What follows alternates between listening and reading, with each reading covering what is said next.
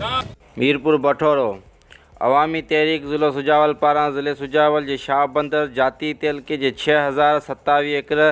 ज़मीन कश्मीरी मुहाजिरन ऐं ॿियनि दारियुनि खे ॾियण ते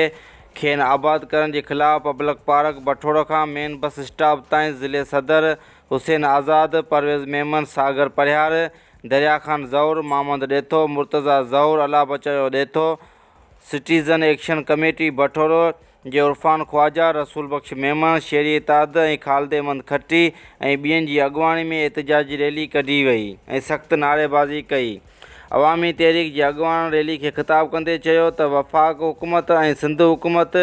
गठजोड़ करे सुजावल जे हज़ारे एकड़ ज़मीन दारियुनि खे ॾेई ज़िले जी आवाम सां वॾी ज़्यादती कई आहे, जेका कंहिं बि सूरत में ज़िले जी आवाम बर्दाश्त न कंदी।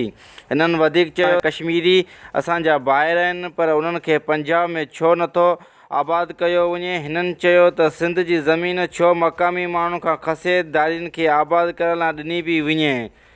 Reporter Ashraf Chandio, shine news, Mirpur बठोरो।